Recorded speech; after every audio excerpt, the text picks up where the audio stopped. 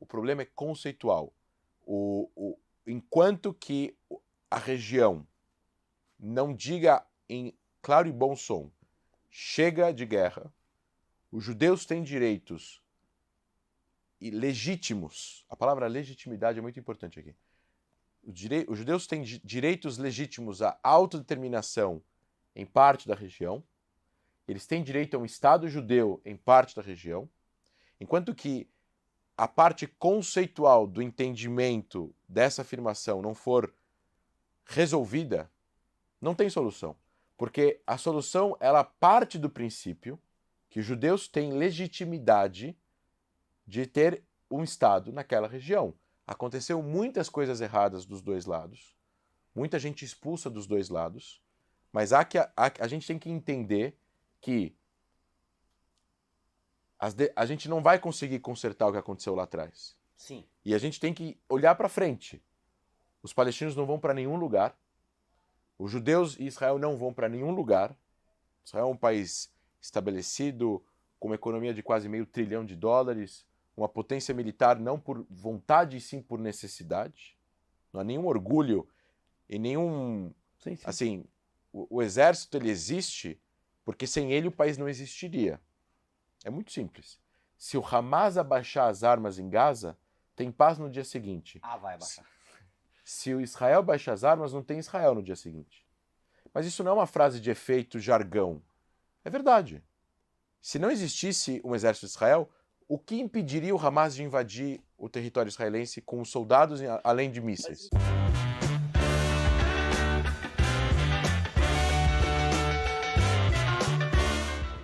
Senhoras e senhores, um dos achismos mais esperados de todos os tempos. Pois é, esse é meu bordão. Mas esse realmente é um dos mais esperados e vou explicar por quê.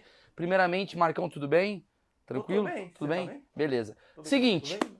a gente recentemente colocou aqui um vídeo da Mainara. Mainara, ela representa, né? Ela é uma estudante, ela falou bastante sobre Palestina, a família dela é de lá, ela nasceu no Brasil, mas ela fala bastante sobre Palestina. E, obviamente, esse vídeo deu uma viralizada na comunidade judaica. Muita gente ficou, pô, isso daqui não é verdade, tal. A gente ia fazer de qualquer maneira, a gente chegou a conversar com alguns, mas está no final do ano, a gente acabou não fechando.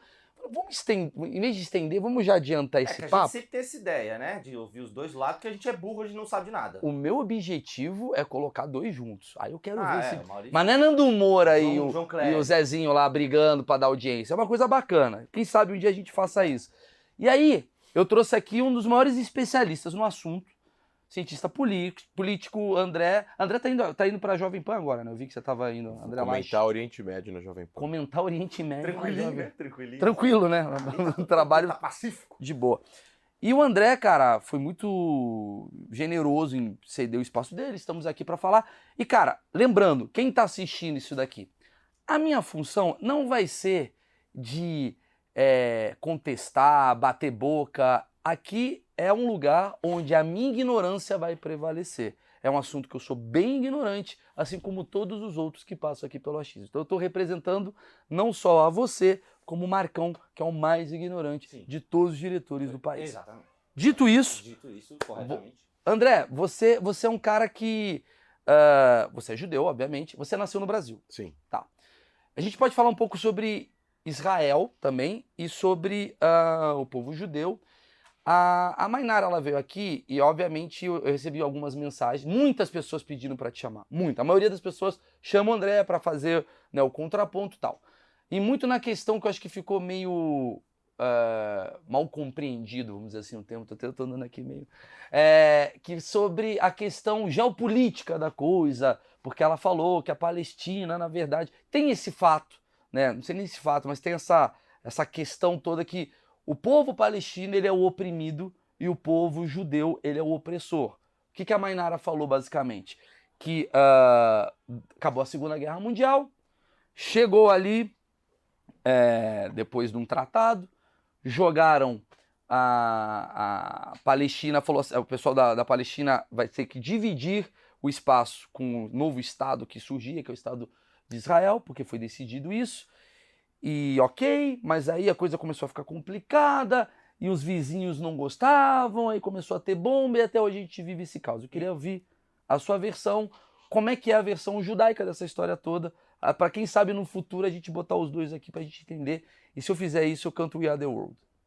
Eu vou te dar a versão acadêmica, não a versão judaica, porque eu acho que não tem que existir a versão árabe, a versão judaica, a versão muçulmana. Tem que existir a versão O fato. do fato, né? Contextualizado. E eu acho que o mais importante é, sabe aquela coisa, sabe aquelas anedotas, aquelas charges, até desenho animado que você chega no meio da cena e você conclui algo completamente errado do que aconteceu. Então, assim, é muito fácil colocar Israel ou os judeus como culpados e os palestinos ou árabes como vítimas se você começa a história em 48. Só que a história não começou em 48. A história começa muito antes. 48 foi o ápice de um monte de revoluções, o fim da Segunda Guerra Mundial, a criação da ONU, a descoberta do maior genocídio da história, o Holocausto, que é único, exclusivo ao povo judeu, não o genocídio, mas o Holocausto. Né? O Museu do Holocausto fala da especificidade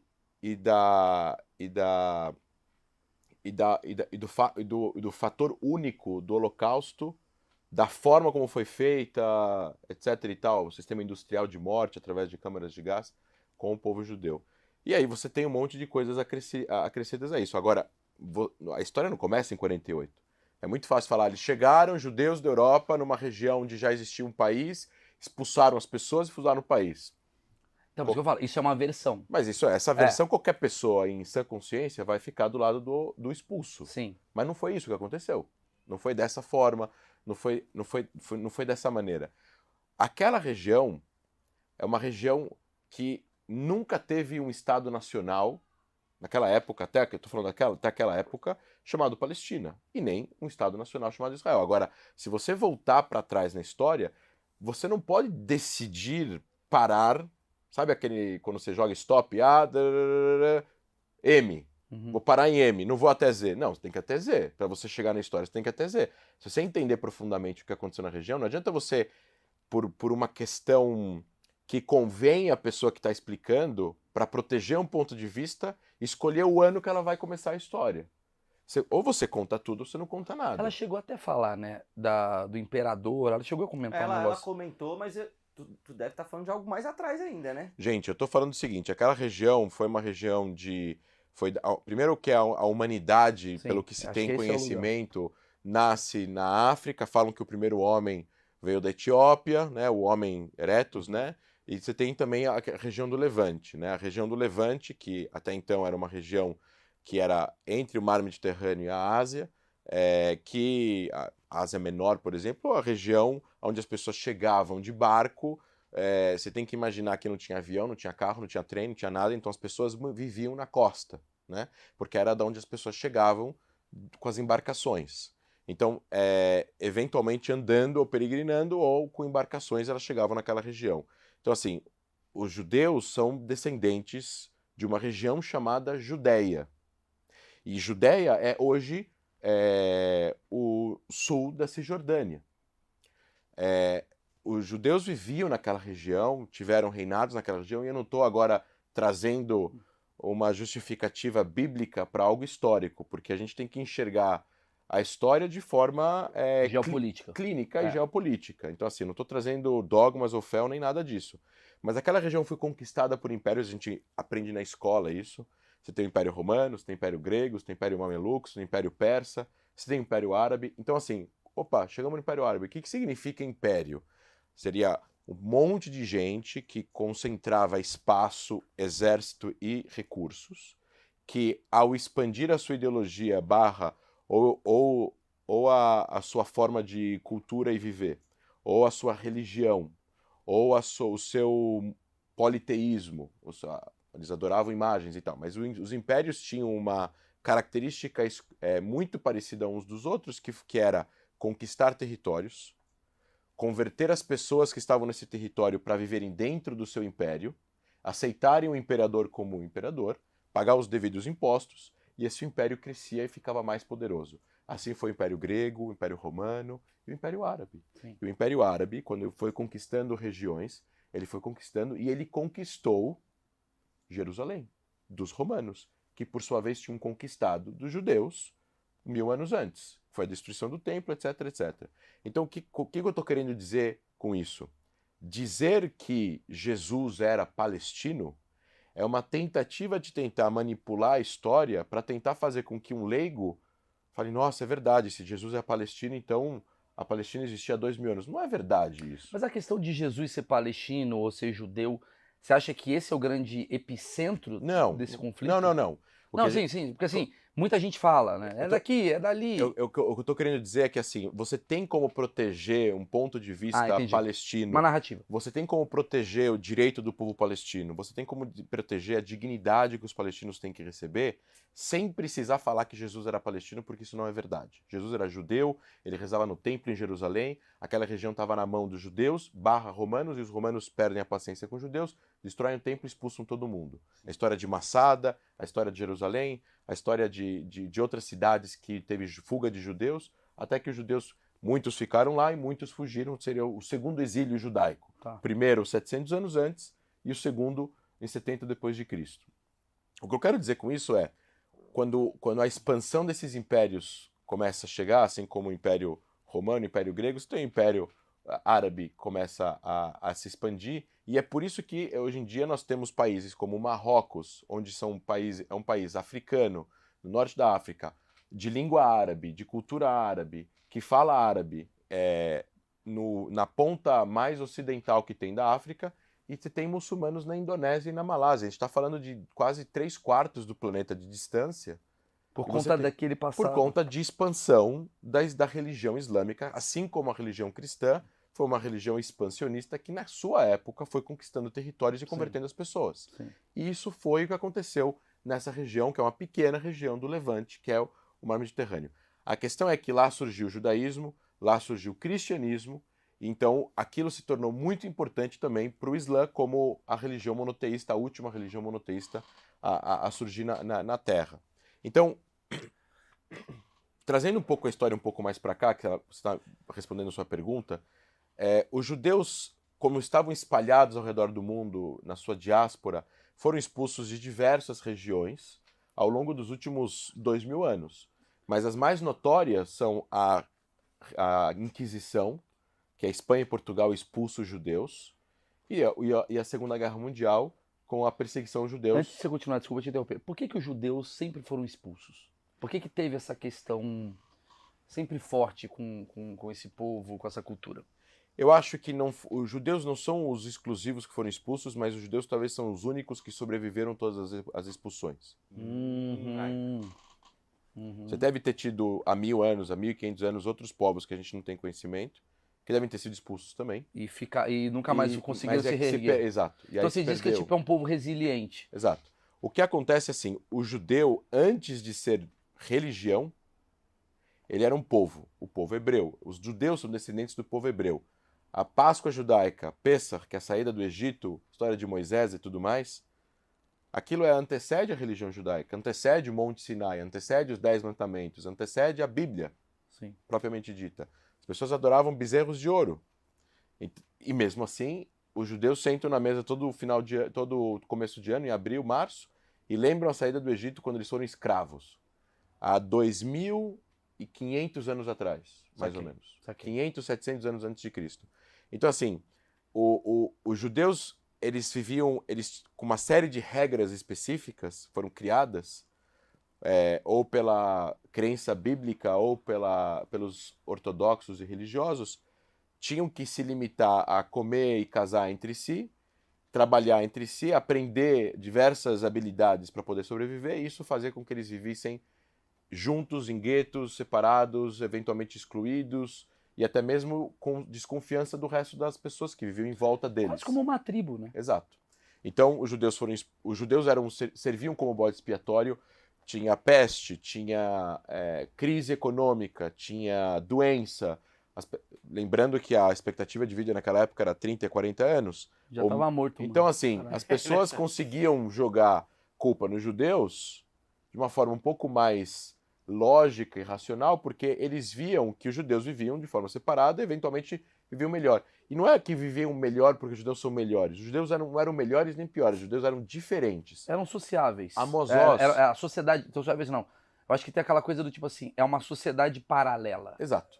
Mas era paralela não porque era melhor ou pior, mas sim porque era diferente. E era diferente como Amós, o escritor israelense, fala, uma das principais características da educação judaica é a palavra.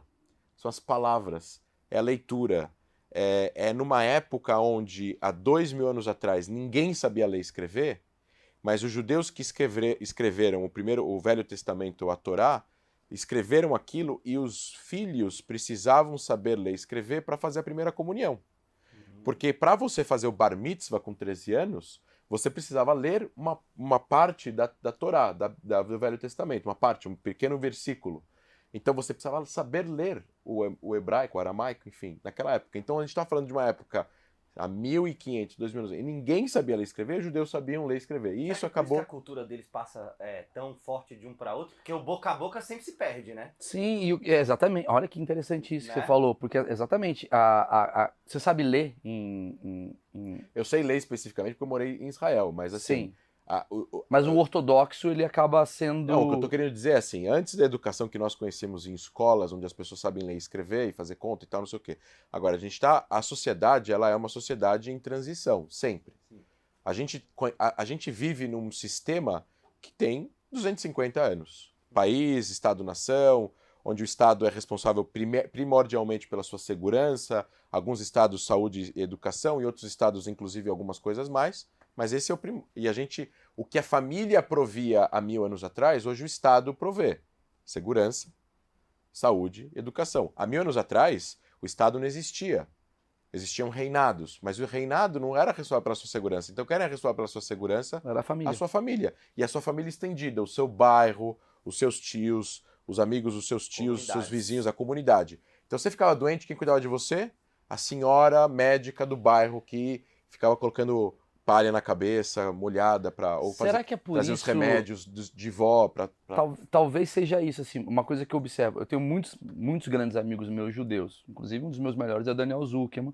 Lindo. Grande beijo para Daniel. E o Daniel, ele é... Grande, André. Daniel Zuckerman. Daniel Zuckerman. Eu falo Mas Daniel o André Zuckerman. também é muito bom, viu? Porque o André é o primo do... O André Zuckerman é o meu amigo de infância. Ele é amigo. Primo do Daniel Zuckerman. Tomer também, Savoy. Todos os Zuckerman são... Enfim, e eu tenho muitos amigos inesquecíveis. judeus e é muito impressionante como eu vejo que vocês são muito unidos, no sentido de... Eu viajava muito com o Tomer. Tomer é um produtor do CQC que trabalhou comigo. Talentoso. Meu irmão. Seu irmão, né? É irmão mesmo. É meu irmão. É irmão postiço, né? Porque Exato. seu pai namora a mãe Meu dele. pai namora a mãe dele. Maravilhoso. Ele não sabia disso, tô contando agora. Maravilhoso. E aí, eu me lembro que a gente ia fazer viagem pro exterior, fazer matéria do CQC. Cara, aparecia um judeu ortodoxo. O Tomer, do outro lado da rua, falava palavras em hebraico. Dava 6 segundos, o cara tava com uma cadeira, subindo, dançando. E eu olhava para aquilo e falava, mano, que é isso? Sabe, como um encontro. Eu até falava assim, cara, vocês se lembram muito, sabe assim, sabe quando um cachorro reconhece o outro cachorro e fica junto e brinca? Eu falava, caralho, mano, a gente não tem isso. Né? Sabe quem tem isso no Brasil? O único povo brasileiro que faz isso é o cearense. E o gaúcho também, eu acho. Não, cearense. Cearense faz, yay! O outro faz, yay! Pronto, fica junto. Mas o gaúcho tem um lance do tchê! O cara, tchê! Mas eu vejo uma coisa assim, uma união muito forte. É legal, legal. Inclusive, quando o meu pai ficou doente, eu preciso falar como o povo judeu me ajudou. Porque o Daniel, sendo meu grande amigo, meu pai ficou doente. Cara, o Daniel conhece todo mundo. Aí conhece o cara do Einstein, que conhece outro cara do outro hospital, do amigo de não sei o quê. E todos, é impressionante. O Benja, vou falar do Benjamin, o Benjamin Bach. Também é judeu, tal, ortodoxo, também ele tem as crenças, tal. E eu vejo que todo mundo se conhece. É uma comunidade que o médico conhece o outro médico. Então, eu acho que, será que seria isso o grande problema para os outros povos? Dessa coisa, dessa união, dessa coisa... Cara, vocês conseguem se fortalecer, às vezes, até sem o próprio Estado? Então, existe um sentimento de pertencimento muito forte que foi desenvolvido por causa das adversidades. A gente poderia fazer um paralelo até com a própria história de Israel, que não era recebido na região e se tornou uma potência tecnológica porque não tinha de quem comprar, então teve que inventar como fabricar, né? Principalmente no começo. Acho que o povo judeu passou por tantos momentos difíceis na sua história, né, com essas impulsões, eu estava até... A gente vai voltar. Vai voltar, que eu acho que isso tornou e transformou um senso de pertencimento. Outra coisa, o judeu no coletivo, ele não existe sem o outro. Então, se você tem uma sensação de pertencimento, vamos colocar assim, hoje em dia o mundo é laico, Sim. está cada vez mais laico. A gente tem, nos últimos 100 anos, a maior revolução de progressista de costumes e valores da história da humanidade. O que o mundo mudou em 100 anos, ele não mudou em 1900 anos antes. Mas se você for voltar para trás, o avô do meu pai era religioso ortodoxo. Então a maioria era religiosa ortodoxa. Talvez os avós, os bisavós da Mel, que trabalha comigo, também eram ortodoxos. Então você tem e o judeu ortodoxo ele não tem como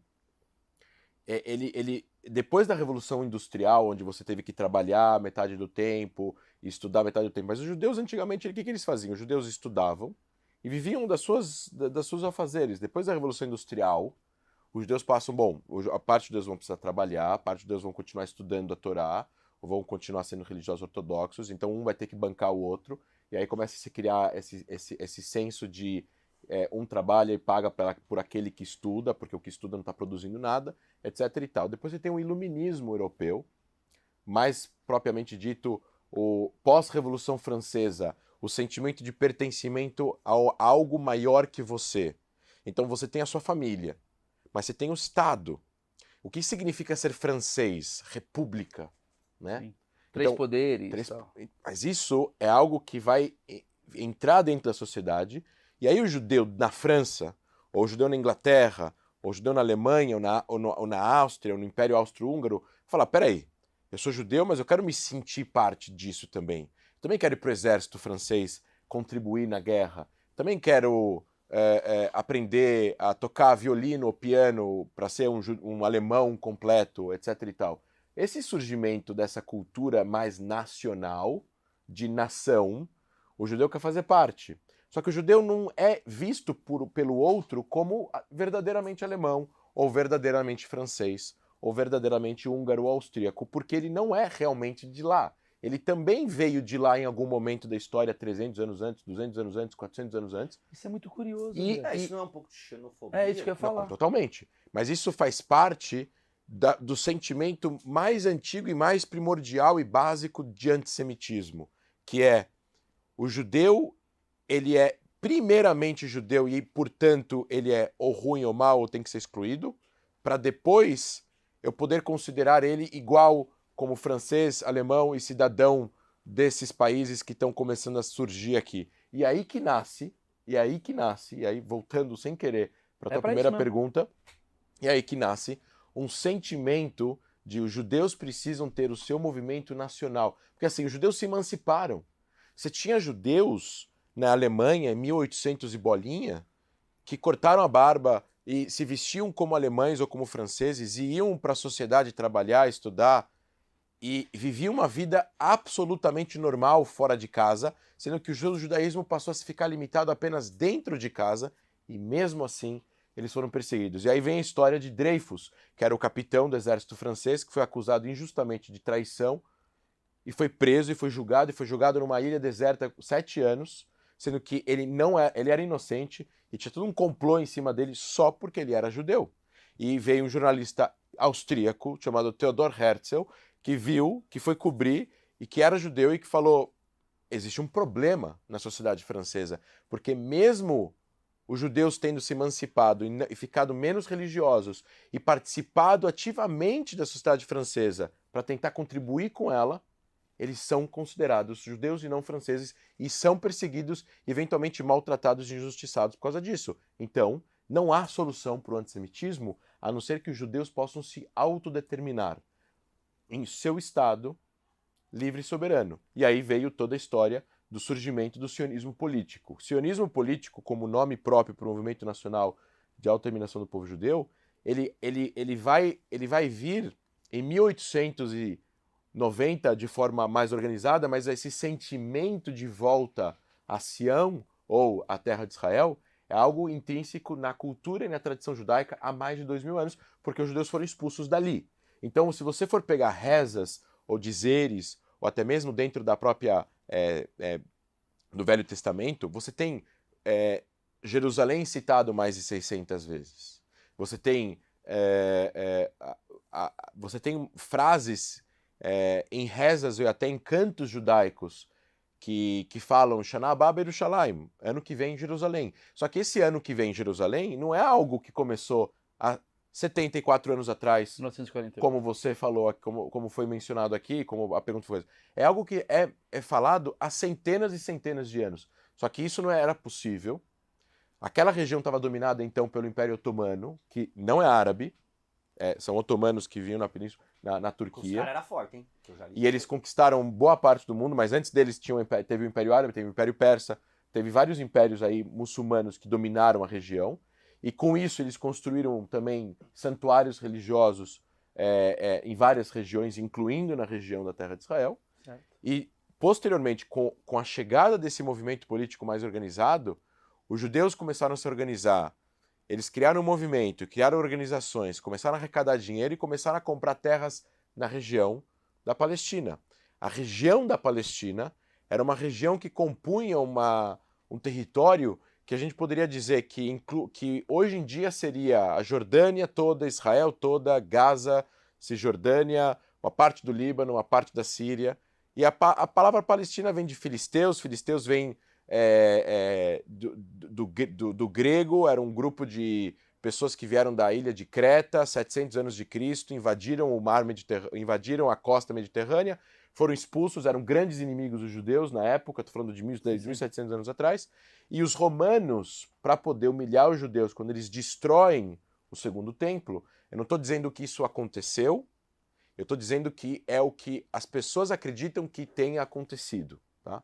Porque a historiografia, pelo menos dessa parte, é o que a humanidade conhece como mais ou menos o que aconteceu. Sim. Se você escavar lá, é mais ou menos o que tem lá. Parece que teve um templo, parece que teve não sei o quê, parece que tinha Sim, é uma história muito antiga. Então, é através da arqueologia que as pessoas mais ou menos entendem. Você teve um historiador muito famoso chamado Flávio Josefos, que é um cara que viveu há 500 anos atrás, que é um cara que escreveu mais ou menos como a história daquela época aconteceu. E a palavra, os impérios, quando destruíam outros povos, eles mudavam os nomes dos locais para poder quebrar a cultura. Era mais ou menos assim que eles faziam. Imaginem que era uma cidade que não tinha internet, não tinha Google, não tinha livro, não tinha nada. Então, como é que você quebrava a cultura de um povo? Você mudava o nome. Então, Jerusalém virou a Aerocapitolina. O nome Jerusalém desapareceu. E eles chamaram a região de Assíria Palestina. Por isso Palestina. A terra dos filisteus. Para poder humilhar os judeus, que eram da Judéia. Então, e eu não estou agora menosprezando em nenhum momento o nacionalismo palestino, a gente vai chegar lá, mas eu estou trazendo um dado histórico em relação ao nome, à nomenclatura. Por que chama-se E outra Palestina? coisa, em árabe não existe a letra P. Então, é Palestine Sim. em árabe, não é Palestina. É Palestine, com F. Tipo o Brasil com Z dos gringos, né? Mais Então ou lá é menos. Paquistão também. Ah, Deixando ali, ó. claro. Você Não, tá mas, ligado, mas, hein? mas no Afeganistão não se fala árabe, se fala Pashtu. Ah, tá. Então eu errei. totalmente. Puta, mas aí... Achei que eu tava bem. Não, também. Mas é mais ou menos por aí. A letra A, no árabe não se tem a letra P, então é F. Tanto que em hebraico e árabe é muito parecido, são línguas irmãs. E em hebraico, a letra P e a letra F é a mesma letra. Só tem um ponto no meio de diferente. Em hebraico. Sim. Mas é só para vocês entenderem que também é muito porque parecido. vieram da mesma gênese, né? Vieram da mesma, Região, tá? né? São povos semitas, né? Sim, São sim, povos descendentes de Abraão. Então, assim, nós temos aí o surgimento desse movimento nacional, e esse movimento nacional acabou trazendo os judeus em 1800 e bolinha, assim, já tinha os judeus vivendo lá nas cidades sagradas, Jerusalém, Safed, Tiberíades, Hebron, que eram cidades onde são cidades sagradas religiosamente falando. Jerusalém, não precisa explicar. Hebron estão enterrados os patriarcas e as matriarcas, Abraão, Isaac e Jacó, Miriam, Sara e Leia estão enterradas em Hebron. que é a cidade da terra, a cidade de Jerusalém, a cidade do fogo. Safed é a cidade mística da Cabala, do misticismo, do judaísmo místico, que está a 900 metros de altura. Então, uma cidade do misticismo judaico seria a cidade do Ar. E Tiberíades, que é onde está à beira do Mar da Galileia, não é mar, é um grande lago, né? Que é a cidade da água. São os 4 elementos. Então você tinha os judeus vivendo lá. Rishon LeZion, que é uma cidade de 20 quilômetros do sul de Tel Aviv, é de 1876. Antecede 20 anos a criação do movimento sionista na Europa por Theodor Herzl. Só que esse movimento, quando surge, ele traz milhares de judeus para lá, Sim. que vão começar a construir vilarejos, kibbutz, as comunidades mais socialistas, etc. e tal. Tel Aviv é de 1912, você tem cidades de 1900, você tem kibbutzim de 1910, 1905, ou seja, a gente não está falando de 1948. Começou a ter uma onda de pessoas chegando lá durante o Império Otomano. Então a primeira treta, só pra Eu entender. ia falar outra coisa, mas vai. Mas a primeira treta entre o Faxtão, entendeu?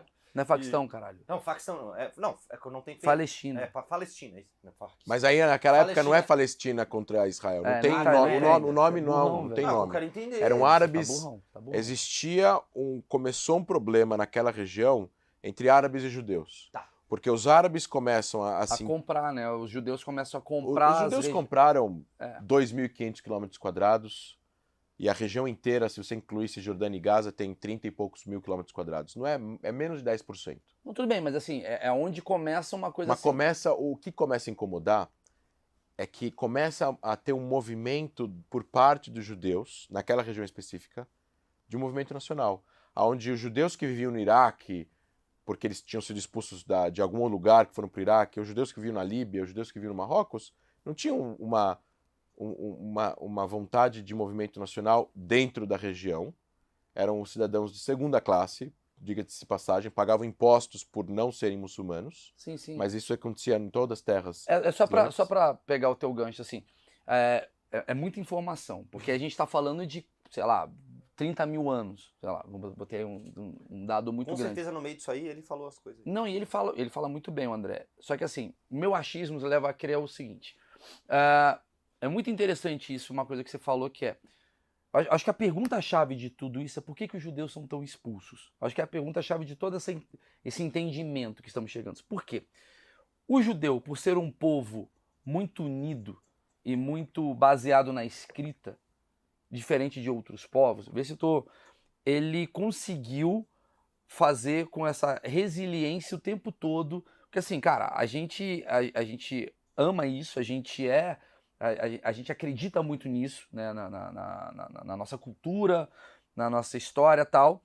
E não é porque expulsaram a gente daqui que a gente vai morrer. Porque tem escritos aqui onde o cara tá, que o outro lê a internet da época de 1300 e cacetada, um passando pro outro, tal. E aí isso vai gerando uma coisa, talvez, nos outros povos, do tipo, mano, esses caras resistem. A gente vem pra dizimar esse povo, porque a gente quer conquistar esse lugar, os caras vão se espalham ali, se espalham aqui, se juntam, vem pra cá. É uma coisa meio incômoda para algumas pessoas. Aí, beleza. Aí o mundo foi acontecendo, aí o povo árabe pegou aquela região, aí tem o Império Otomano, o Império não sei o quê. E aí a gente chega na questão que você estava me falando, que antes ali da Segunda Guerra Mundial já estava tendo uma movimentação de judeus assim do tipo, cara, vamos pegar, agora que o dinheiro, né, faz sentido, né, nessa nova sociedade, vamos pegar ali terras, a gente tem dinheiro, a gente pode comprar, tal, a coisa aconteceu, tal, vai comprando, tal, e vai criando um outro incômodo. É tipo meio que o making off dessa guerra que a gente vive hoje. A pergunta que eu faço para você eu acho que é uma pergunta também que talvez o Marcão, eu entendi, mas o Marcão não entendeu. Uhum. O Marcão tem um problema.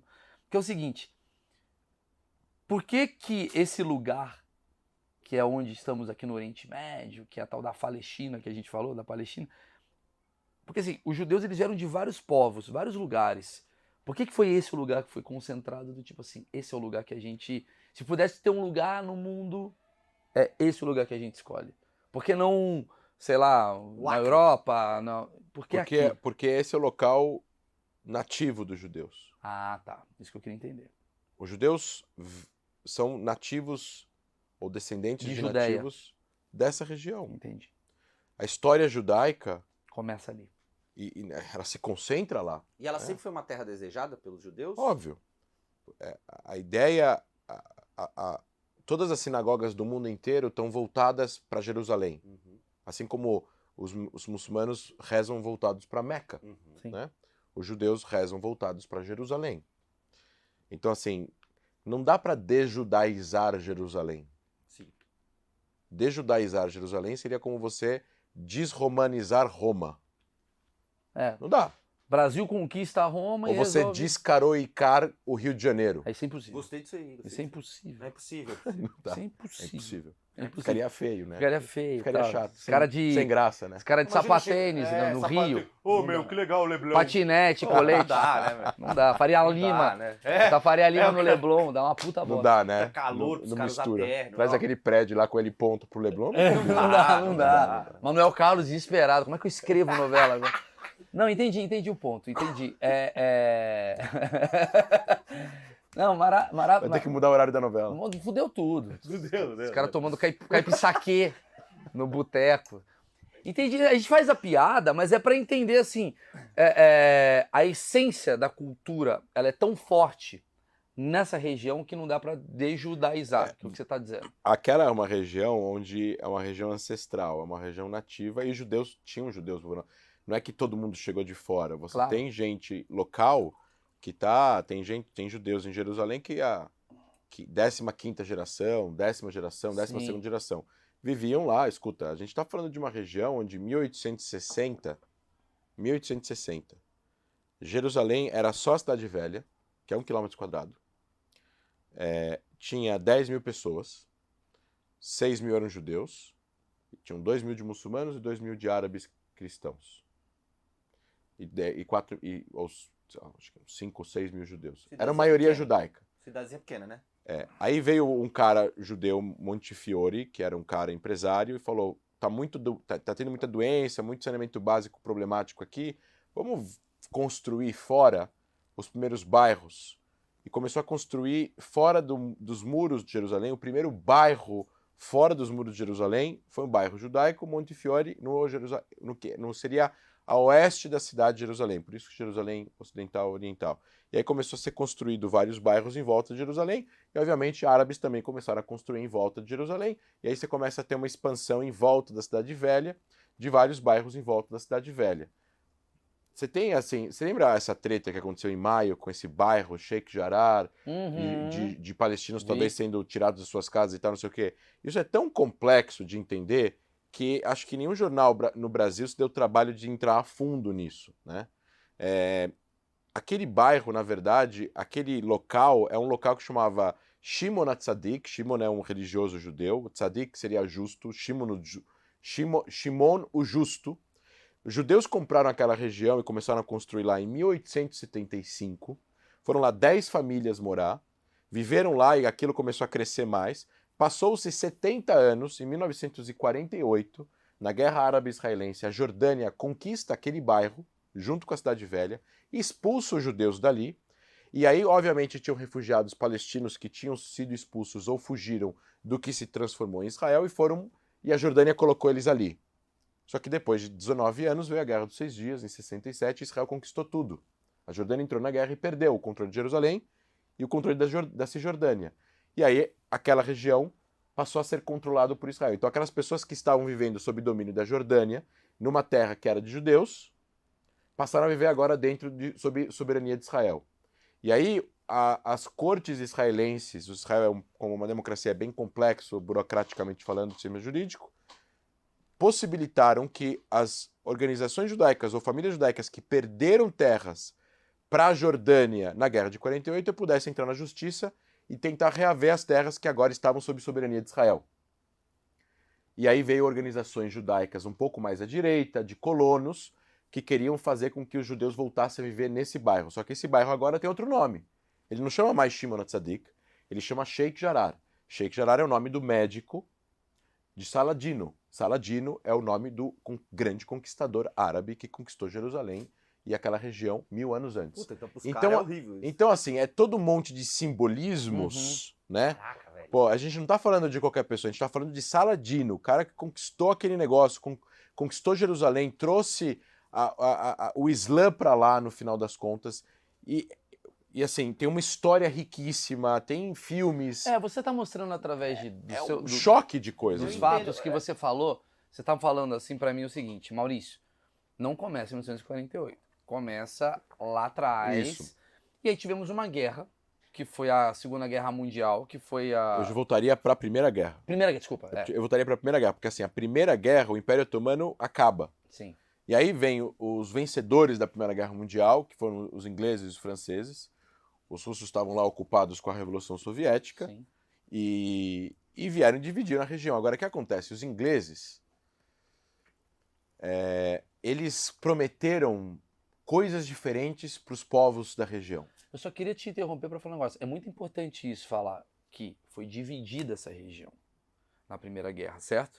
Não, os ingleses eles vão fazer um acordo com os franceses, um acordo Sky-Picot lá, que é um acordo secreto, 2 anos antes da guerra acabar. E aí os ingleses vão falar, bom, eles pegam um mapa, pegam uma um tratado régua, de Tordesilhas, né? e falam assim, ó, isso aqui é nosso, isso aqui é de vocês. Isso. E aí eles fazem o que vai ser protetorado francês e o protetorado inglês. Sim. O mundo, assim, a gente pode criticar hoje, em 2021, voltando para trás, olhando para trás? Pode.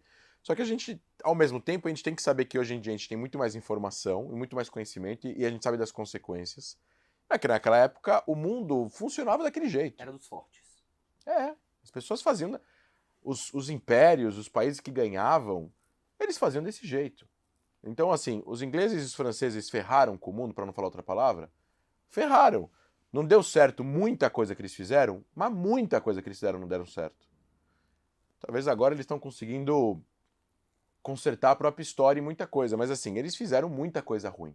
A Europa em si, o que a Bélgica fez no Congo, o que a sim. França fez na Argélia, porque era outro o tipo que de... o que a Itália fez na Líbia. Eu entendo, mas Portugal fez no Brasil, né? mas aí é mais antigo. Não, tudo bem.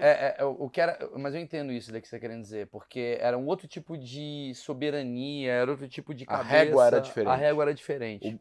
A gente está falando de uma época onde o que era costume, o que era padrão, era totalmente diferente. Sim. Então, aquela época, devia ser eles dizimado, né? vieram para os árabes e falaram, para os árabes vocês vão ter soberania e fazer um grande Estado árabe. Eles viraram para os judeus e falaram, a gente vai deixar vocês fazerem um Estado judeu na Palestina, na região da Palestina. Eles vieram para os franceses, eles viraram para os franceses e falaram, a gente vai dividir, eu vou tomar conta disso, vocês vão tomar conta daquilo. Então, para cada um, eles prometeram e fizeram um acordo diferente. No fim, isso acabou gerando que cada um desses atores teve que se proteger para poder se certificar que o que foi prometido a ele iria acontecer, senão não iria acontecer. Então acaba a Primeira Guerra Mundial, os judeus estavam começando a criar lá uma sociedade com escolas, com organizações de sociedade civil na região da Palestina, sendo que o nome Palestina naquela época não era o nome especificamente do nacionalismo palestino árabe, e sim o nome da região. Tanto que, se você for ver a moeda, está tudo em hebraico e árabe, a Orquestra Sinfônica da Palestina, até 1948, era composta por judeus. O nome Palestine Airways, que é o nome da companhia aérea, é a então hoje El Al, que é a companhia de Israel. A Palestine Electric Company é a mesma empresa da empresa elétrica de Israel. Juntos. O nome Palestina não era uma coisa que era voltado para o nacionalismo palestino especificamente naquela época. E mais uma vez eu estou me certificando aqui de que eu não estou em nenhum momento aqui menosprezando o nacionalismo palestino. Eu respeito, eu aceito. E eu te falei, você falou para a Mayara, que esse é um grande sonho que não só eu, mas muita gente tem, que é um dia a gente ter a paz naquela região. Mas assim, eu estou trazendo dados específicos, assim, não tem como falar que não. O nome Palestina naquela época, em 1920, 30, 40, antes da fundação do Estado, era um nome que era usado por ambos. E no final das contas, isso acaba trazendo muito desconforto para os árabes, porque aquela região era uma região que foi por muito tempo árabe-muçulmana, dominada por impérios muçulmanos ou impérios árabes. Então, na hora que chega uma coisa que não é nem árabe nem muçulmana, que é o povo judeu, que morava lá e juntou os judeus que vieram de vários lugares, falaram, a gente quer fazer um Estado bem aqui isso no pós meio... Segunda Guerra, você tá falando. Isso pós-Primeira Guerra. Primeira Guerra, desculpa. Mas Primeira Guerra. A ideia de Estado vem desde Sim, 1890. sim, a ideia de Estado de Mas a forma coisa política. concretizada. Aí o negócio começa a ficar complicado. Vem ataques de árabes contra judeus, aí revides de judeus contra árabes, aí você tem grupos paramilitares que são criados, que começam a se proteger. Aí vem a revolta, a grande revolta árabe em 36. Aí vem a proposta dos ingleses de 2 estados. Aí os ingleses tiraram a Jordânia da história, tiraram uma parte da Palestina da história, 78% da região, e fizeram um reinado hashemita da Transjordânia. Então limitou a região da Palestina para a costa apenas, que seria o que vocês conhecem, aquele triângulo, porque a Jordânia inteira agora estava fora de questão. Foi criado um Estado árabe na Palestina. O Estado árabe na Palestina chama-se Jordânia. Só que aquilo lá não está com o nome Palestina, está com o nome Jordânia. Quer saber? Troca o nome Jordânia para o Palestina e tira a estrela da bandeira da Jordânia. Sim. É a bandeira da Palestina. Caceta. É a mesma bandeira. Sim, sim. Aliás, a bandeira dos Estados Árabes todas foram criadas pelos ingleses e pelos franceses. As cores, os formatos, Até hoje tá são igual. são muitas bandeiras, por isso que as bandeiras são parecidas. Porque elas foram criadas por interesses ocidentais, imperialistas da Europa, para tentar acalmar os ânimos nacionalistas dos iraquianos aqui, dos sírios aqui, do pessoal aqui, do sol. E aí as bandeiras são muito parecidas. São linhas, são Foi estrelas. Fica são... tranquilo aí que você tem sua bandeirinha. É isso aí. A bandeira, o verde é Islã, o vermelho é o não sei o quê, Quer dizer, o branco é... O que você me fala então que assim, eu entendi o ponto, que a Inglaterra e a França de certa forma cagaram isso tudo, porque foi uma coisa meio, vamos resolver aqui, põe aqui, isso daqui vem pra Isso. cá, ó, tô te dando um estado em Israel, judeus, tô te dando um estado em palestinos, beleza, tal. Eu tô jogando numa forma, assim, eu falo a merda, assim, mais fácil, mais simples, porque você tá obviamente preocupado com os fatos pra não falar uma coisa que possa ofender. Eu falo merda porque eu sou burro. Não, que certo. E aí o que acontece? Aí criou lá o estado todo. E aí, a partir do primeiro dia que esse estado ele já é criado ali, já começam esses conflitos. Em 37, quando teve a revolta, que foi 10 anos antes, e a revolta é importante porque a revolta eles são trucidados pelos ingleses, que estavam lá com o exército, né? Tinha o mandato britânico, tinha exército britânico lá. E aí a liderança palestina, a liderança árabe da região da Palestina é ou presa ou expulsa ou morta. E aí eles ficam, o que sobra é poucas lideranças locais, sem lideranças fortes unificadas, enquanto que os judeus não estavam intactos, porque eles não entraram na revolta. Sim. E aí a revolta foi de 36 a 39, 39 começa a Segunda Guerra Mundial. E o que acontece? A liderança que foi expulsa, que é a liderança árabe da região, que foi expulsa na figura do Mufti de Jerusalém, que era a liderança religiosa máxima, última instância árabe local, que foi colocada no exílio, e Jamin al-Husseini vai para a Alemanha, se encontra com Hitler, faz aliança com Hitler e pede para Hitler resolver o problema judaico na região da Palestina também, caso ele ganhe a guerra. Então, foram decisões erradas, geopolíticas, de alianças equivocadas, regadas a um pouco de antissemitismo, porque se o cara Histórico. O cara para os caras aliar Hitler, entendeu? Sim, o cara... Quer resolver o problema judaico. Tem um pouco de antissemitismo aqui. Entendi. Então, assim, e aí a ideia era realmente ele ganhar, entrar com o exército alemão também na região do Levante, e obviamente o destino dos judeus ia ser igual ao do alemão. Se a Alemanha tivesse ganho aquela guerra, Os judeus da região da Palestina iam todos morrer. não todos, porque vocês são muito resilientes. De alguma maneira, vocês iam estar de alguma maneira aqui. Com certeza absoluta. Mas assim, Mas a região ia até ser da porque... Mas a religião. Mas Israel não estava lá. Não estava lá. Isso é fato. E eu não tenho certeza se o Estado árabe estaria. Porque talvez seria a Alemanha do Oriente. Muitas pessoas falam que se Israel tivesse perdido a guerra da independência, o Egito, a Jordânia, a Síria não deixariam que uma Palestina existisse, provavelmente iam dominar a região e dividir a região que eles ganhassem entre eles. O resumo são dois povos oprimidos. Se você parar para pensar. Né? Eu acho que assim, e o pior é que eu acho que o povo palestino, como nós entendemos hoje, ele é vítima das más decisões e do mau caratismo e do egoísmo e da falta de humanismo e sensibilidade do povo das lideranças árabes locais. Da liderança libanesa, Que eu da chego à liderança conclusão síria, isso. da liderança Porque o palestino jordaniana ele é e da tão liderança oprimido. egípcia. Ele é uma espécie de judeu nessa questão, né? Porque é um povo assim também, tipo, foda-se. Maurício, a gente está falando assim, só para continuar, só para fazer uma linha, mas eu vou te responder essa pergunta. Quando acaba a Segunda Guerra Mundial e a ONU é criada, e se descobre os horrores do Holocausto, e você tem um fluxo de imigrantes para aquela região, que acabam, e aí fica insustentável, aí vem a ONU e faz a partilha da Palestina, que agora comemorou 74 anos, em 29 de novembro de 47, os países votam a favor, os árabes todos votam contra, começa uma guerra civil na região, os ingleses vão embora 6 meses depois, em maio, o Israel declara independência, começa uma guerra generalizada, que eles tinham certeza que eles iam ganhar, Israel sobrevive 1 ano depois, é assinado acordos de armistício, e os árabes, teve expulsão de árabes dentro de o que se transformou em Israel, que eram beligerantes a Israel também. Não só, teve civis expulsos também. Teve 1 milhão de judeus expulsos dos países árabes, do Marrocos ao Iraque. Aí um fluxo gigante de judeus, 1 milhão de imigrantes judeus refugiados para dentro do que se transformou em Israel. Milhares de refugiados palestinos ou árabes da Palestina que fugiram para o Líbano, para a Síria, para a Jordânia. Agora, pausa um minuto. Como Israel tratou os refugiados judeus? Como os libaneses e sírios trataram os refugiados palestinos. E quem é descendente palestino sabe muito bem que os árabes que ficaram em Israel, 200 mil, que hoje são 2 milhões, receberam cidadania.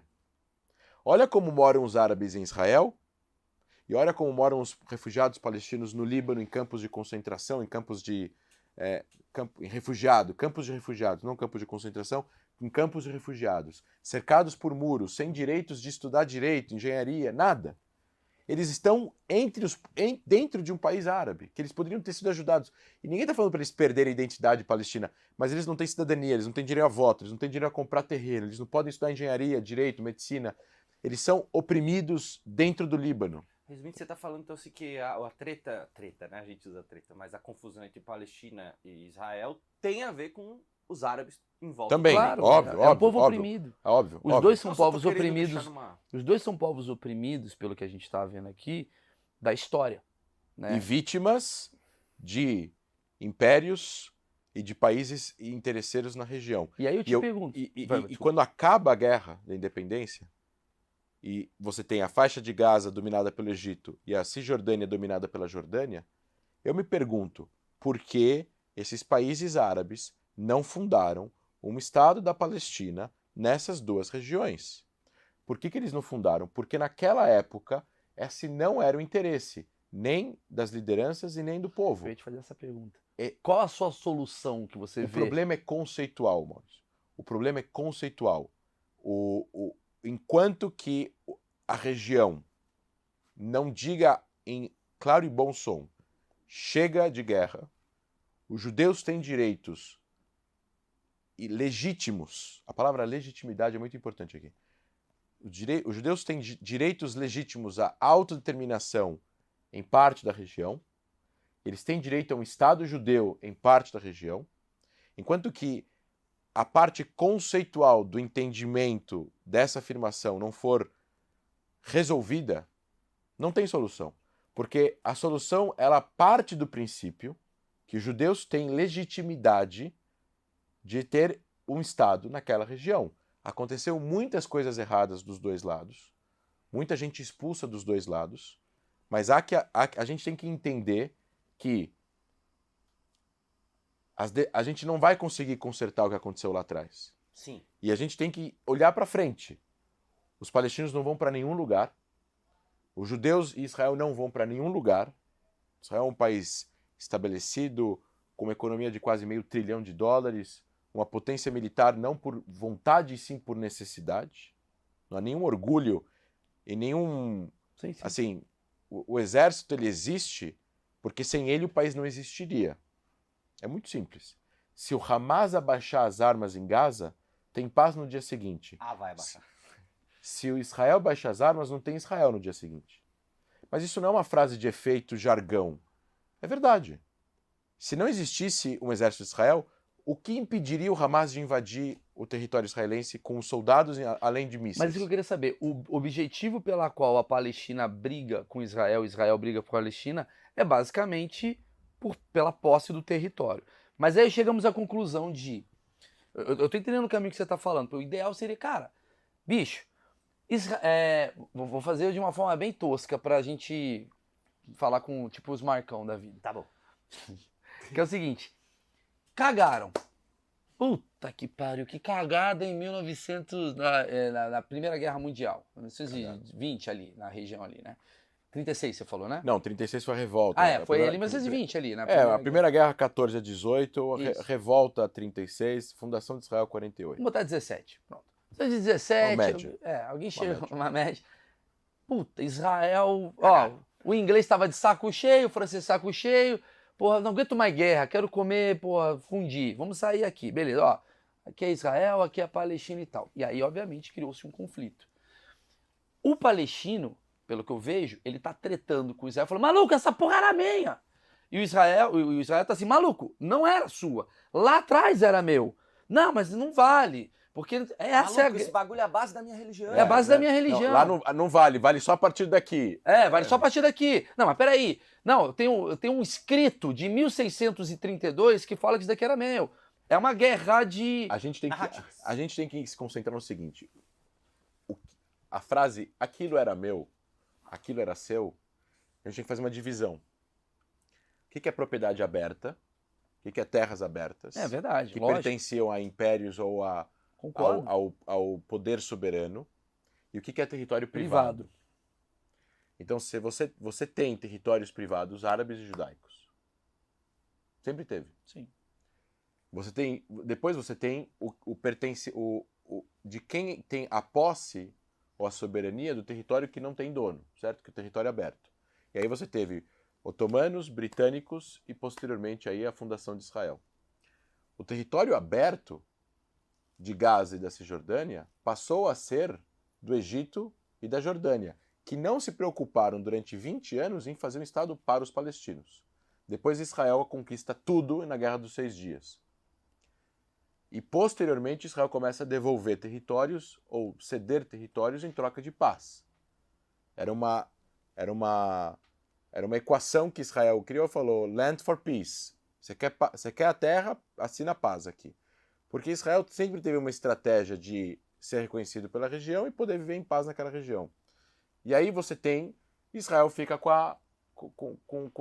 controlando Gaza e Cisjordânia. Ou seja, Israel acaba devolvendo o Sinai, que é uma península gigante, 3 vezes o tamanho do país, para o Egito em 79, só que o Egito perdeu o Sinai e Gaza. Só que no acordo de paz, 12 anos depois, eles falam, não, a gente não quer Gaza. Gaza vocês cuidem. E Israel passou a administrar Gaza e Cisjordânia desde 67. E aí começa o negócio dos assentamentos, etc e tal. E aí vem os acordos de Oslo em 94, 95 com a autoridade, com a OLP, a Organização para a Libertação da Palestina, com Yasser Arafat, que reconhece o direito, falou, eu reconheço a existência de Israel.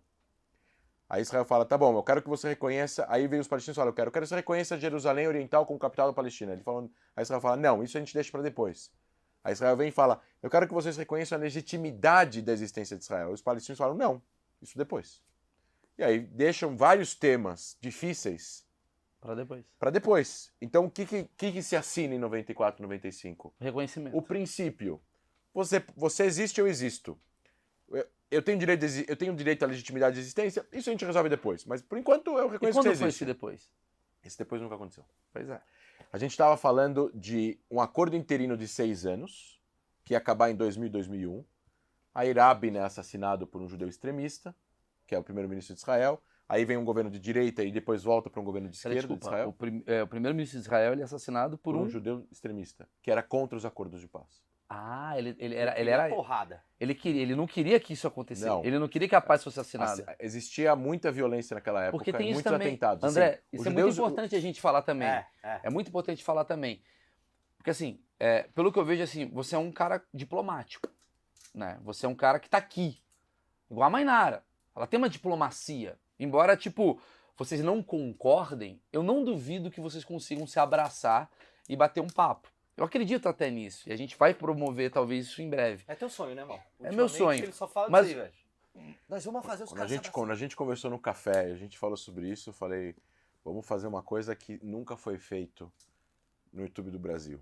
Porque isso é genial isso daqui. Maravilhoso. Porque eu vejo a menina, ela é muito do bem. E esse é um Também cara acho, muito do também bem também. Só que acontece, pessoas que têm uma liderança, como você e como ela, que faz parte de uma liderança, Carrega uma galera, né? ramifica uma galera. E essa galera tem extremista, tem louco, tem psicopata, tem maníaco, tem sensato, tem moderado. E esse é o problema, porque quando a pessoa fala assim, mas Israel tá atacando a Palestina, não necessariamente é o Estado. Ou Palestina tá atacando Israel, não necessariamente é o Estado. Mas não é o Estado, né? Israel, quando ataca a faixa de Gaza, não está atacando a Palestina, está atacando o Hamas. Exato. Mas muita gente confunde e joga numa coisa do tipo, Mas posso fazer estamos Sim. sendo atacados, estão atacando. A gente estava quieto aqui, eles falaram e jogaram uma bomba. Quem são esses eles? Não é o eles, não é... Obviamente já aconteceu coisas do Estado, tá ali por trás, do tipo, peraí, vamos nos defender do Hamas. Mas tem muito cara que é um maluco, que põe a porra de uma bomba. É igual, tipo assim, é igual eu criticar a direita brasileira porque um imbecil bolsonarista foi numa mercearia e explodiu porque tinha comunista. Ou Sei porque lá. não queria usar máscara. Ou o vice-versa. O cara do comunismo foi lá, explodiu. O cara do Porque não tem PSTU. carnaval. O cara do PSTU foi lá e aí você põe toda a esquerda nesse pacote. O que a gente acaba fazendo aqui é um pouco do que acontece lá. É porque a política, ela não é lógica. A Exato. política... Complexa demais. Eu vou citar aqui um amigo de Brasília, o Alon, que me ensinou uma coisa uma vez. Ele falou que política não é lógica. Política é um conjunto de imagens, símbolos e agendas. Vou pegar isso aí pra botar no shorts, que é bom isso que ele falou. Bonito. Peraí. Então, Porra. exatamente isso que eu tô observando, assim. Então, assim, Esse é o problema. porque tem um cara que vai e põe uma bomba e vocês têm uma coisa tipo assim, cara... Os extremistas nessa época, em 95, principalmente o pessoal do Hamas, da Jihad Islâmica, eram completamente contra um acordo entre os palestinos e israelenses, porque eles não queriam que Israel existisse, porque eles, de acordo com a visão religiosa, é que você tem assim, não dá pra falar isso em um podcast só, mas Claro. você tem o fim da União Soviética, a Revolução Islâmica no Irã, a vitória dos Estados Unidos dentro da Guerra Fria, o fim do pan-arabismo, o surgimento do pan-islamismo, grupos terroristas islâmicos, do Islã militante, que coloca em xeque e coloca como reféns, principalmente muçulmanos, que é que eles vão matar, eles vão tentar atentar contra a soberania dos países da região para tentar fazer com que tudo vire uma coisa só, um califado só, que é a mesma coisa que a Al-Qaeda quer, que o Estado Islâmico quer, que o Boko Haram quer, que o Hamas quer. E o Hamas, como movimento de resistência islâmica, Hamas é um acrônimo que fala? Sim. É um acrônimo de Harakat al-Muqawwa al-Islamiyya em árabe, que é movimento de resistência islâmica. Eles têm uma ideologia muito parecida na base que a Al-Qaeda tinha. Tudo é terra islâmica que tem que ser controlada pelo Islã, Sim, de acordo com as regras islâmicas. Não tem democracia aqui. Teocracia. Não tem democracia, não tem parada gay, não tem votação, não tem nada. É a gente que decide. Acabou. Quase que um talibã. Não gostou? Paredão. Então, É mais ou menos isso que o Posso fazer Hamas uma faz. relação com a outra entrevista? Eu sei que a gente não está fazendo aqui comparação nenhuma e Sim. nada, mas eu acho interessante que encaixa o discurso de vocês em um certo ponto. Por exemplo, ela reclama... por exemplo, eles falam, pô, vamos jogar no Hamas, a bomba no Hamas, que os caras estão querendo ferrar nós aqui. Aí ela fala, pô, mas peguem gente inocente. Pega. E é óbvio, a guerra é uma merda por causa disso, né? Peguem gente inocente. E aí ela reclama, por exemplo, lembra que ela falou, puta, os caras ficaram me entrevistando no aeroporto 6 horas, eu era uma criança e tal. Claro que tem o Hamas, porque aí tem essa desconfiança. Claro, mas então, tudo é uma coisa que gera outra coisa. Então, eu vou responder isso dessa seguinte forma. No âmbito pessoal, todos nós nos solidarizamos com ela. Eu também. Ninguém quer que pessoas inocentes morram. Eu não quero que ela... Eu não gostaria de saber que uma amiga minha, uma pessoa que eu conheço, ficou 6 horas no aeroporto sendo entrevistada. Mas o mundo real não funciona apenas baseado na solidariedade que nós nos sentimos no âmbito pessoal. No humanismo, né? Lógico. Países são geridos por decisões de interesse nacional de segurança que são mais importantes do que o interesse individual da solidariedade que uma pessoa sente em relação à outra. Claro, Essas coisas têm que ser divididas. claro. Então, na hora que ela está no aeroporto sendo entrevistada, é um saco. É um saco.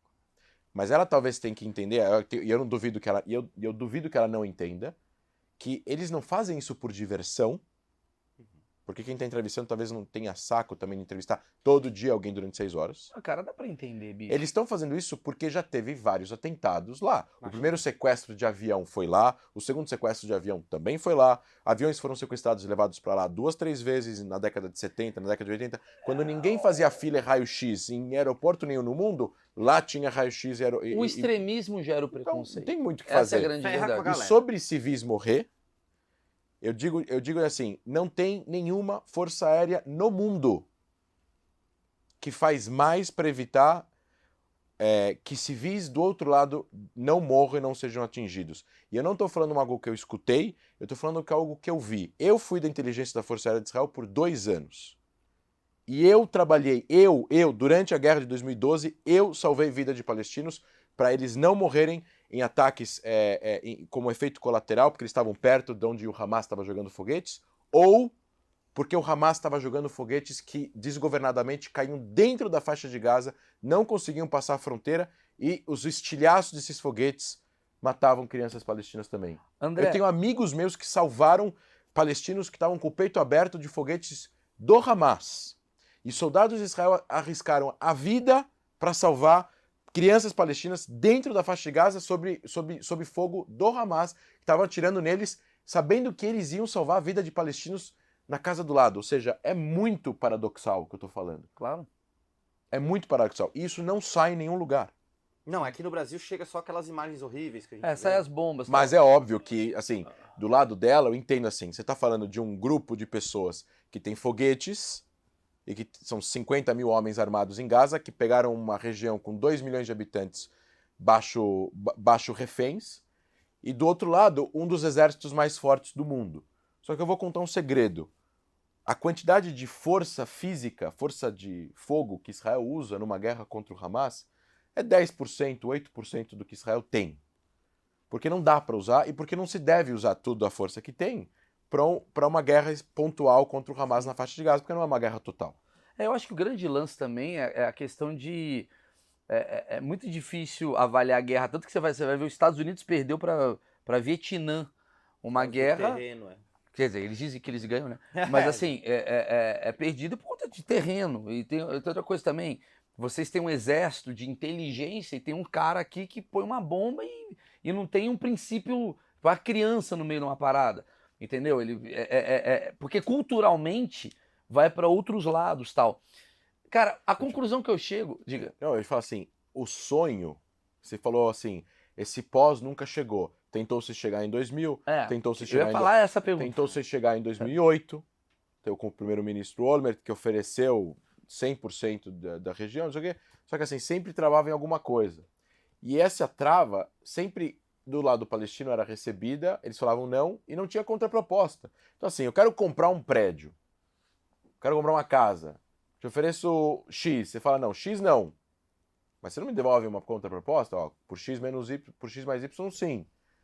Aí eu falo, não. Assim, Você acha que é um ressentimento desse lado? Não, eu tô falando assim, a liderança palestina hoje não tem interesse no fim do conflito. Por quê? Porque o fim do conflito significaria o fim deles como liderança. Entendi. Mas Então é uma coisa de poder. Existe uma perpetuação do conflito em várias formas. A insistência da volta dos refugiados.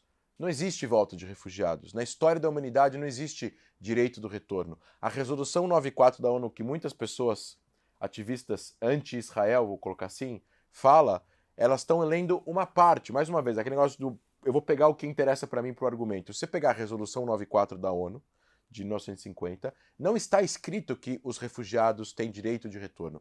Ela está falando outra coisa lá. Então, assim, tem que resolver o problema dos refugiados palestinos? Tem. Esse problema foi aumentado. Ela falou aqui com 5 milhões de refugiados. Ela chegou a falar Não sei. sobre 5 milhões de refugiados. São os descendentes dos refugiados que já estão morando nos Estados Unidos, na França, na Inglaterra, no Brasil, com cidadania, com passaporte, com todos os direitos civis que eu tenho, que você tem, e mesmo assim eles fazem parte de uma agência da ONU de refugiados. Só que eles não vivem como refugiados. Quem vive de verdade como refugiado palestino, curiosamente, paradoxalmente, tristemente, são palestinos que vivem no Líbano, na Síria e na Jordânia. Em 3 países árabes muçulmanos. Você me diz então que, por exemplo, uma coisa que a Mainara falou, que é muito interessante para os Estados Unidos ter um apoio, uma base num lugar onde os Estados Unidos têm muito interesse. Isso foi uma coisa bem falada. Foi? Foi. Bom, os Estados Unidos não tem nenhuma base militar em Israel. Mas... Mas sabe onde eles têm? Ah, Na Arábia Saudita, sim. na Turquia, Não, no tudo bem, Catar. mas os Estados Unidos têm uma boa relação com Israel, correto? Tem, mas as bases militares dos Estados Unidos estão em todos os países árabes. Mas qual que é o menos interesse em dos Estados Israel. Unidos? Mas Olha acho que que- curioso. Mas você acha que existe um interesse assim, nossa, como os Estados Unidos ele é bonzinho e está ajudando Israel, ou tem um interesse por trás e é por isso que faz esse povo árabe falar, ei, Não. peraí, não é o Israel que está querendo me ajudar aqui. A gente teria que fazer um podcast só se falar sobre a relação Puta, Estados Unidos fudeu. e Israel. Assim, Não, quando tu falou de inteligência, eu já falei, é outro podcast É, também, não, tá ligado? os Estados Unidos têm uma relação cultural com Israel por vários motivos. Uma relação. Israel ajudou a construir os In- Estados Unidos, né? Então, assim. Não, Israel não. Os judeus, Os judeus, ajudaram quer a dizer, construir os os Estados judeus. Unidos. Você tem a maior população judaica do mundo em Nova York. 2,5 milhões de pessoas. Você tem 5,5 milhões de judeus nos Estados Unidos, o que é uma parcela relativamente muito grande de pessoas comparado com o resto do mundo. O segundo colocado seria a França com 600 mil. Tirando Israel, tá? Você tem uma questão cultural democrática que quando Israel foi estabelecida e depois Israel os judeus Israel em si foi estabelecida como um país socialista em 48, ajudado pela União Soviética, que vendia armas para Israel através da Tchecoslováquia, quando toda a região estava com embargo militar, inclusive dos Estados Unidos. Só que com os crimes de Stalin, com a ditadura, com a Guerra Fria aumentando, com a prisão de lideranças judaicas, com a proibição da prática do judaísmo na União Soviética, os judeus se afastam. Sim. E aí começa um processo de aproximação de Inglaterra e França e posteriormente Estados Unidos. E aí Estados Unidos vai vir como a potência mundial, que vai emergir cada vez mais, e vai enxergar Israel como um asset, como um tesouro importante para eles, porque aquele país ali é um país democrático, é um país que vai proteger interesses democráticos posteriormente, então, de livre mercado, dentro de uma região que toda ela é pró-União Soviética. Egito, Síria, era todo pró-União Soviética. Então nós temos que proteger aquele país que não é pró-União Soviética, e aí começa uma relação com Israel. Só que essa relação não começa desde então. Ela só vai se tornar o que é depois da paz com o Egito. Depois da vitória que Israel teve sobre a guerra de Yom Kippur. Ou seja, Estados Unidos nunca precisou mandar soldados para defender Israel. Sim. Então, assim, os pactos militares que existiram, a ajuda militar americana, que todo mundo fala, às vezes, sem Estados Unidos, Israel não seria nada. Não é verdade. O PIB de Israel é 400 bilhões de dólares. O Israel gasta 20 bilhões, nem isso, em defesa, que é 5% mais ou menos de 4%. Chegou a gastar 20% em defesa no passado. E Estados Unidos ajuda com 3,8 bilhões de dólares, mas não é dinheiro que eles mandam via Pix para Israel. É um crédito na indústria bélica americana. Eles não dão ponto sem nó também. Ah, esses caras, hein, velho. Então, Israel pega uma listinha, que nem você tem no supermercado, mas eu posso comprar no seu supermercado. Então eles falam assim, ó, o que você quer? Aí Israel vai. Eu preciso de aviões, eu preciso disso, eu preciso de munições, eu preciso de mísseis, eu preciso de tecnologia e tal, não sei o quê. E eles enviam para Israel, e aí sai o dinheiro do Departamento de Estado americano e vai para a fábrica Lockheed Martin, Boeing, etc, as milhares de empresas que vão acabar pagando os seus salários, e aí gira a economia Injeta na dentro da economia e o dinheiro volta para o Departamento de Estado porque vai pagar imposto, Claro. que vai pagar imposto, que paga imposto, que vai pagar salário, o cara vai no supermercado, o engenheiro lá vai comprar uma casa e por aí vai. Só que eu vou contar um outro segredo, que não é segredo, para terminar. Não, imagina. Estados Unidos faz isso com 50 países, não só com Israel. Sim. E entre esses países, um monte de países árabes recebem ajuda americana. Arábia Saudita. Então a Emirados Arábia Árabes. Saudita não recebe ajuda de Emirados crédito. Árabes, né? Também não recebe. Não são, recebe? são países muito ricos. Eles compram dos Estados Unidos. Podem ter algum subsídio e tal, não sei o quê. Mas quem recebe? A Jordânia recebe, o Líbano recebe, o Egito recebe. Marrocos recebe. Todos esses países Interessante. recebem ajuda, menos que Israel. O segundo, Israel que mais recebe, depois vem o Egito. Recebe 2 bilhões. Isso está de acordo com o acordo de paz entre Israel e Egito, que fez com que o Egito saísse do eixo soviético e fosse para o eixo ocidental, Sim. europeu-americano. E desde então o Egito é o maior parceiro para a estabilidade da região de Israel. Era o maior inimigo, hoje é o maior parceiro. Então, assim, não é uma... Essa ajuda americana, essa coisa dos Estados Unidos, é muito mais forte do que apenas... é interessante os Estados Unidos ter uma base lá. A base dos Estados Unidos na região não é ali. Os Estados Unidos não tem soldados em Israel.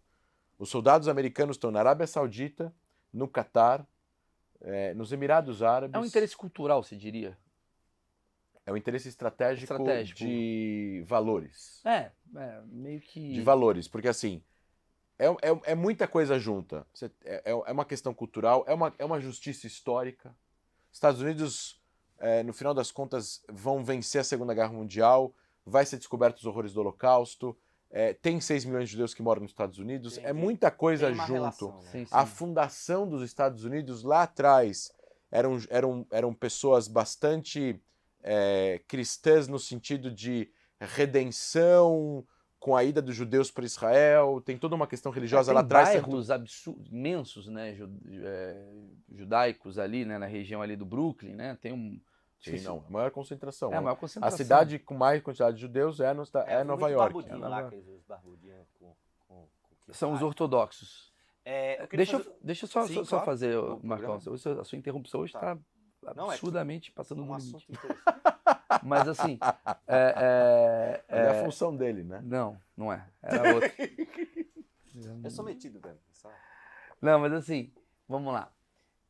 Cara, esse assunto, ainda bem que o achismos ele vai durar muito tempo na minha vida, porque dá pra te chamar ou chamar até um colega teu pra gente falar sobre coisas culturais. Bom, pode. Porque eu acho que hoje a gente ficou baseado no conflito, na questão mesmo pra entender, porque vale um episódio inteiro sobre o conflito, vale um episódio inteiro pra entender as questões, até o que ele falou da barba, da Torá, o que são esses elementos. Né? Aí você tem que chamar um rabino. Aí tem que chamar um não rabino. sou eu. Aí chama o Rabino Dudu.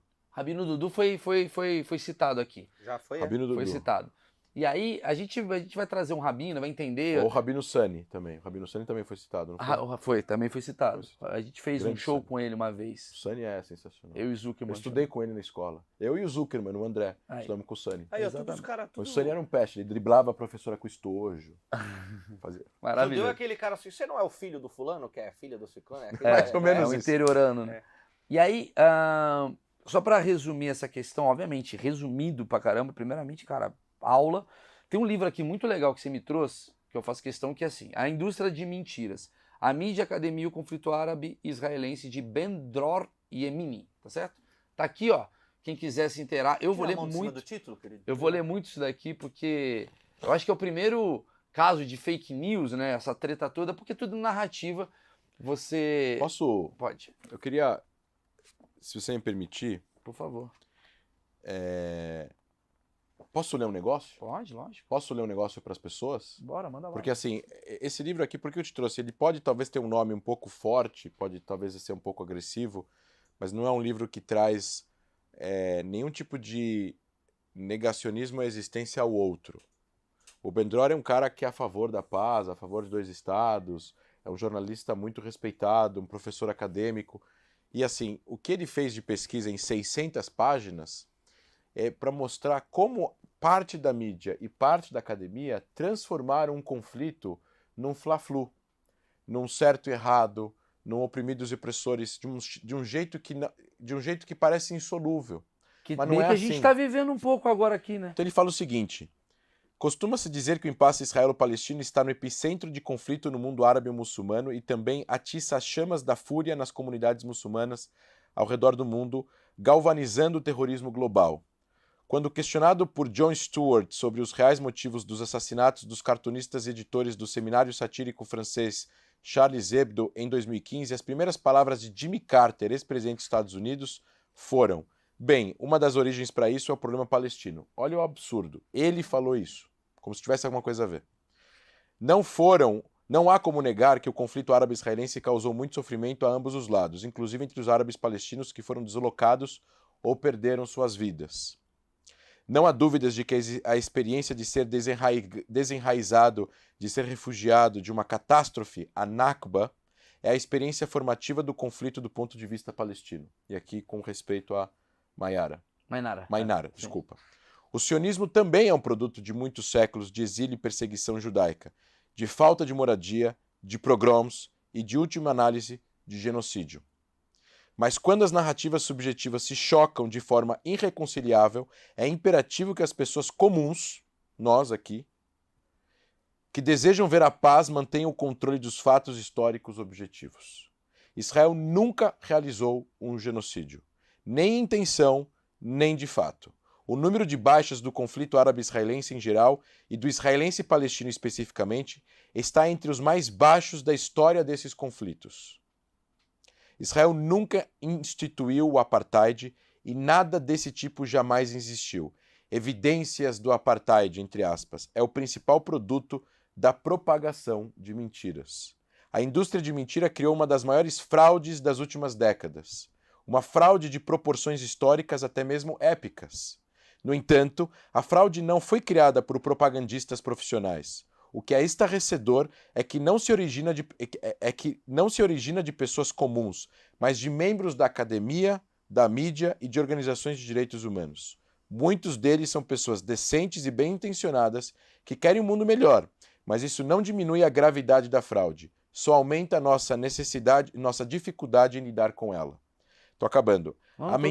A mentira é vitoriosa.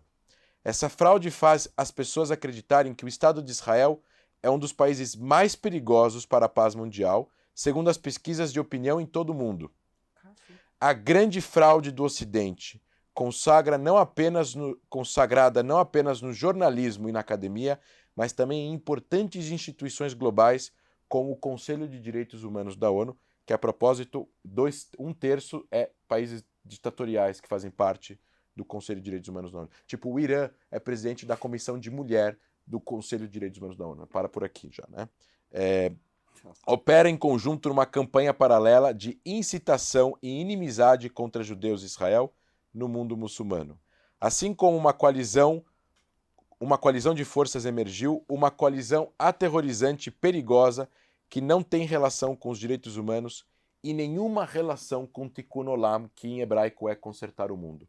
O que ele quer dizer aqui é o seguinte: da mesma forma que eu trouxe para você aqui na frente da câmera que existe um sofrimento palestino e que eu não distorço o que é a Nakba para eles, eles não podem e não devem distorcer o sofrimento judaico e o que é o sionismo para nós. O sionismo é nada mais do que o nome do movimento de autodeterminação do povo judeu. Ele não define política, ele não define direção. Tem sionistas de direita, tem sionistas de esquerda, tem sionistas liberais, tem sionistas conservadores, tem sionistas laicos e tem sionistas religiosos. Porque há uma confusão. Muita gente acha que sionista é o extremista. Mas não é. Exatamente. Você mesmo explicou, né? Sionista ele é o nome do nacionalismo judaico. Vou trazer uma novidade. Todos vocês aqui aceitam que Israel exista, independentemente do tamanho da fronteira. Eu acho que Israel tem que existir, os palestinos também têm que existir. Todo mundo é sionista, então. Sim. Porque apoia que Israel exista. Pronto, ponto final. Então não há nenhum problema de você ser sionista e apoiar que os palestinos também existam, com o seu Estado, com o seu lar nacional, em algum arranjo, que é o que Mainara, em algum arranjo que eu e a Mainara não vamos agora tentar desvendar, mas com certeza eu vou aproveitar para eu espero realmente que a gente possa, os dois aqui sentados, um representante de uma organização que defende o direito de Israel de existir e uma representante da Juventude Sanaúd, da Federação Palestina do Brasil, que eu tenho muitas críticas e que ela também pode ter muitas críticas, mas eu tenho certeza que se ela apoia Israel existir, como eu apoio que os palestinos existam, a gente pode aqui selar a nossa paz. Sim. E algo único que nunca aconteceu na televisão brasileira. Tá feito o convite, Mainara. Vamos ver se a gente faz isso aí acontecer, bater um papo E um papo que eu acho legal, propositivo, porque se a gente vai pro caminho da treta, vai dar muito view. Vai dar muito view. Mas isso vai dar mais view ainda. Eu Posso acho que falar? isso aqui vai Se ser a mais gente se legal. abraçar aqui, apertar a mão, vai dar mais view ainda. Eu acho que seria mais legal, inclusive, independente de dar view ou não. E, cara, André, eu só tenho a agradecer, cara. Você, dá pra ver que você é um cara muito estudado, você é um cara muito inteligente. Obviamente, é um tema muito delicado, você tem coisa pra cacete de informação, baseada nos fatos, baseado na história, baseado em questões. E você tem uma coisa que eu gosto muito da sua humildade em entender um outro lado também, embora não concorde com muitas coisas. Ver o mundo cinza, né? Mas você entende. Eu acho que o que prova que realmente o sionismo ele não é um extremismo, né? Porque se você fosse um extremista, você não queria nem abrir um diálogo sobre isso. Que eu acredito também que a Mainara também não tem, tá longe de ser extremista. E no fundo, a gente acaba sendo refém disso daqui, da coisa maniqueísta do bom contra o mal, e não tem bom contra o mal, tem narrativas. É o que você falou pra mim, cara, que eu nunca vi essa versão é muito legal um judeu falando, cara, a gente acha que rolou uma cagada, agora não tem muito o que fazer. O melhor que fazer é esquecer um pouco desse passado antigo, de conflitos e tal, de egos e tal, e daqui, como é que a gente resolve? Como é que a gente resolve a partir de agora? Como é que a gente pode fazer uma coisa que não tem um extremismo ressentido de ambos os lados? Acho que é isso, né? Foram mais de 160 anos de conflito. Você tem mortes de ambos os lados, atentados, pessoas perderam pais, irmãos, filhos.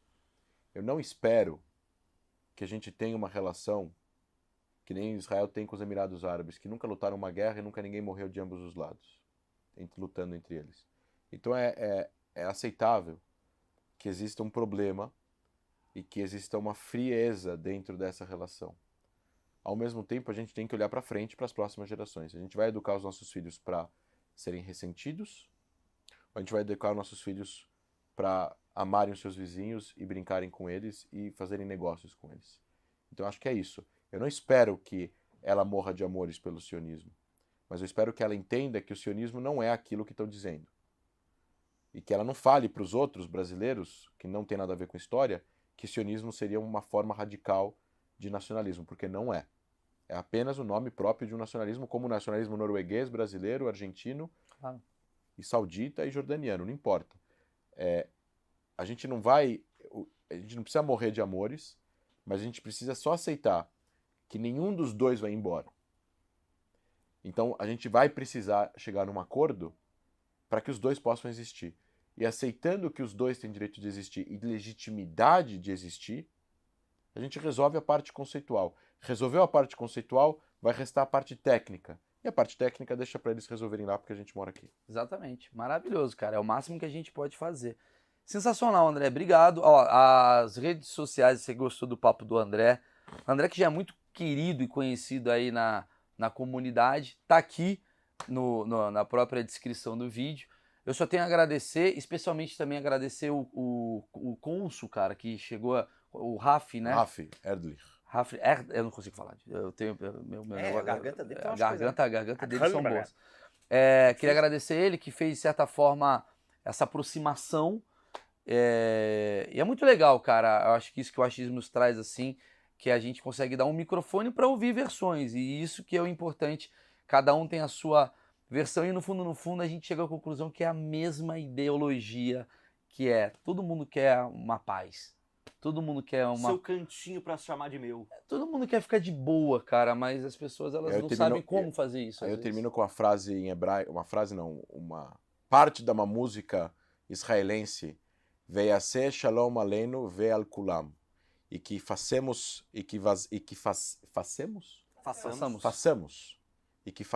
paz entre nós e a todos nós. Sensacional, gente. Obrigado. Lembrando, se você quiser ver o canal de cortes do Achismos, tem bastante. Se você gostou de um trecho específico, provavelmente está lá no canal de cortes, você quer mandar para alguém, de preferência para um palestino, para um judeu, né? Para falar, ó, como é que a gente pensa aqui, ó, como é que um cara que representa essa questão de alguma forma aqui no país pensa, para ver que não é uma coisa radical nem de um lado nem de outro, e sim uma coisa descontextualizada muitas vezes. Obrigado a todo mundo pela audiência, deixa o like que André vai zarpar para Los Angeles, que eu tô ligado. E vai me trazer 3 iPhones. Valeu, Curtou? gente. Tchau, tchau.